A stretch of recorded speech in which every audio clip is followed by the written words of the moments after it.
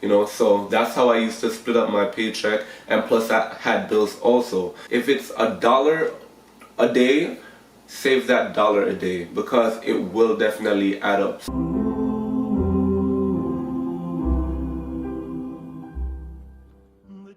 Hello YouTube family, and welcome back to my channel. Today I will be talking on the topic how to become a homeowner with making just enough. But before I continue, make sure to check out this video.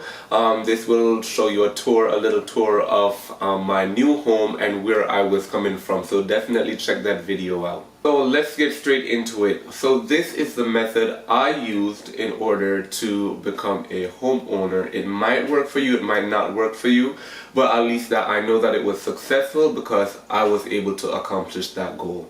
So I'm going to be sharing 5 tips on how you are able to become a homeowner with making just enough.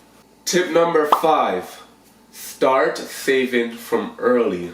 So I'm Jamaican and I always hear, always save money for a rainy day.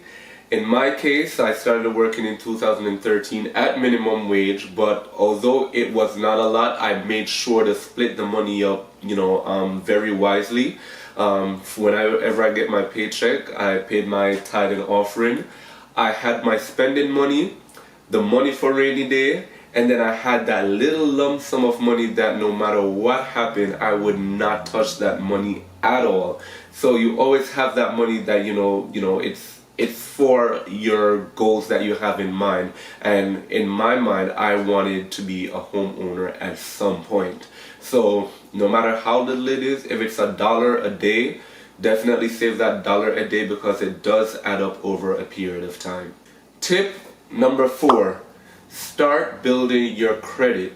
So whenever you're going to apply for homes, whenever you're applying for, say for instance, even a car, these sellers want to make sure that you have good credit, you are responsible with money that you owe, and that you're able to pay it back in a decent time. So for me, I got my first credit card about, I want to say 2014, about 2014. And I made sure from 2014 till now, 2021, I have never been late once on my credit card payment. So whatever it is, how much you need to pay, make sure you pay it. And my rule of thumb is, if you do not have it in your account to pay for it, do not put it on your credit card. I mean, I think that is like the wisest move to make, because why take out a credit? I feel like you're supposed to be able to pay for something, but you're gonna use your credit card so you can build your credit. So if you cannot pay for it cash, or you cannot pay for it with your debit card, do not swipe your credit card because you will run into issues. You may never know what will happen down the line. Maybe you get laid off, or maybe you had to transition in a different job. You never know. So if you cannot pay for it with with cash or your regular debit card, do not put it on your credit card. Tip number 3, have job security. So what that means is that whenever you're going to pursue a home, you have to make sure that whatever job you have is sustainable and that it pays you enough so you're able to make whatever home payments that you need to make. So for me, I knew that I could not obtain a home with making minimum wage, because it's just impossible. Like, just the payment alone, you can't even do the home payment with just a minimum wage. So you definitely have to make sure that you have job security. In my case, I pursued something that I love, nursing. I'm now a registered nurse, and that has been my job security. So I know that when I was in pursuit of a house, that was the job that I needed in order to be able to move forward.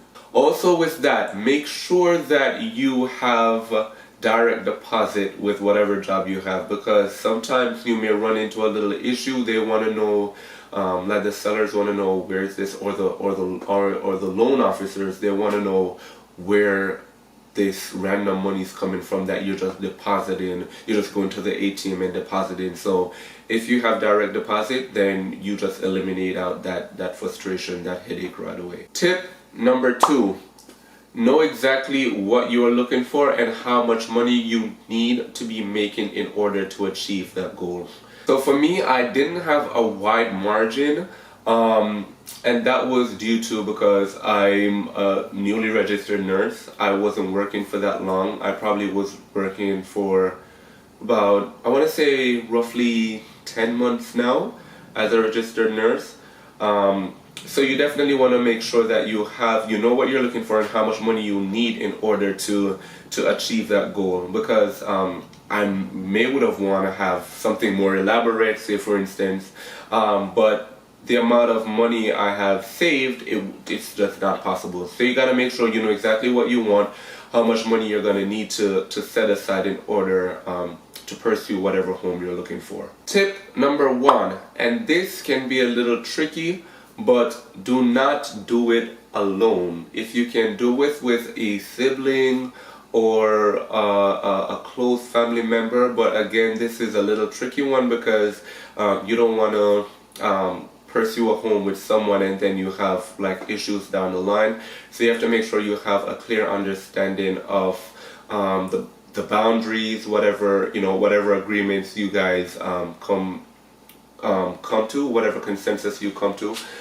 So it's me and my dad. We have been living together since we moved here. So we decide we're never, it's best to get a home that is big enough for both of us, and that we have or privacy, So it was me and my dad who went to pursue a house, pursue a home, and we achieved that goal. So definitely, if you can do it with someone, preferably a direct family member or a close family member, which you guys know your boundaries, then go ahead and do that. And in reality, you don't really want to get a home on your own if you know that you are just making just enough to get by, because life can happen. You never know. You may be sick at one point and you can't pay your bills at 1 month, then you're going to run into issues. So if you are able to do it with someone else, then definitely include. And the bonus tip, include God in everything you do. I tell you, God has been my sustainer, my provider since day one. Sometimes I'm in situations that I don't know how I get out of, but He makes a way when there seems to be no way. And whenever when we were pursuing homes, me and my dad, we always prayed about it, for God to just provide a home that is most suitable for us, and that we are able to financially feed that home, because you don't want to put yourself in a position where you have to be dependent on someone on the outside, because you may run into a little financial difficulty. So that was our prayer every time we prayed together. Make sure that we make sure to ask God for a home that we can afford, a home that is big enough so we can have our privacy, for both our wives. We can have our privacy, and a home that down the line we can invest in, and if we were to resell in the future, then we would able to achieve that.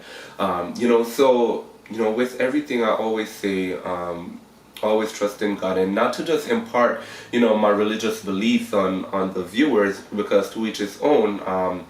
But for me, that was what worked. I always prayed about it. In my most difficult times, I prayed about it. In my happy times, I prayed about it.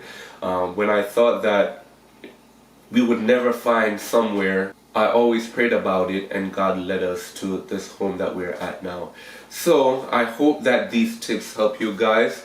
If you have any direct questions with me, you can always leave a comment down below, and definitely share with a friend, because I believe that one of my purpose here is to always try and inspire as much people as possible, because you may never know. You never know what people are going through on a daily basis. And sometimes, honestly, I feel like I'm the only one who goes through the struggles that I go through. And in reality, I know that other people are out there that are going through far worse than I am going through. So that's one of my goals, to always inspire someone, to always let them know that, hey, you are not here alone.